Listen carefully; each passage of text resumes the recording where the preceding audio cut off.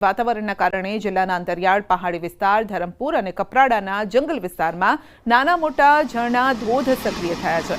ઉપરવાસમાં થયેલા ભારે વરસાદના કારણે ધરમપુર તાલુકાના વાગવડનો જાણીતો શંકર ધોધ વહેવાનું શરૂ કર્યો છે। ચોમાસાની શરૂઆત સાથે ધરમપુરનો આ શંકર ધોધ વહેવાની શરૂઆત થતાં આહલાદક દ્રશ્ય સર્જાયા છે। તો પહાડોમાં હરિયાળી પણ ખીલી ઉઠી છે। વહેતા શંકર ધોધના દ્રશ્યો મનમોહક લાગી રહ્યા છે। महत्वपूर्ण है कि दर वर्षे ચોમાસામાં ધરમપુર કપરાડા તાલુકાના અંતરિયાળ વિસ્તારમાં આવેલા નાના મોટા ધોધ ઝરણા पर्यटकों માટે આકર્ષણનું કેન્દ્ર બને છે।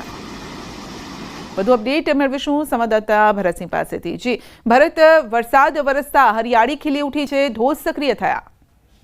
बिल्कुल सद्या वलसाड जिल्ला में छेल्ला 10 दिवसथी सतत वरसादी माहौल है। आज पण वरसाद वरसी रह्यो छे। आम उपरवास एवा धरमपुर अने कपराडाना अंतरियाळ विस्तारमां भारे वरसादने कारणे जिल्लाना तमाम नदी नाळाओ अत्यारे बे कांठे वही रह्या छे। जो के आ विस्तारनी अंदर अत्यारे हरियाળી छवाई छे ने प्रकृति सोळे कड़ाए खीली होय तेवा दृश्यो सर्जाई रह्या छे। उपरवासमां भारे वरसादने कारणे आ जंगल विस्तारमांथी पसार थता जे झरणाओ छे अने धोध छे ए सक्रिय थया छे ने वलसाडना विल्सन हिल नजीक धरमपुરના વિલ્સન હિલ નજીક આવેલો આ શંકર ધોધ ખૂબ જ જાણીતો છે। પ્રકૃતિઓ પ્રેમીઓ દર વર્ષે ચોમાસામાં આ ધોધની સુંદરતા નિહાળવા આવે છે। આ વર્ષે પણ ઉપરવાસમાં ભારે વરસાદથી શંકર ધોધ હવે સોળે કળાએ ખીલ્યો છે ને આ રીતે આસપાસના વિસ્તારમાં જે રીતે હરિયાળી છવાઈ છે તે લોકોને આકર્ષી રહી છે ને ચોમાસાના વરસાદ દરમિયાન ન માત્ર વલસાડ જિલ્લા પરંતુ સમગ્ર દક્ષિણ ગુજરાતમાંથી લોકો ધરમપુર અને કપરાડાના જંગલ વિસ્તારમાં આવે છે ને અહીંયાની પ્રકૃતિની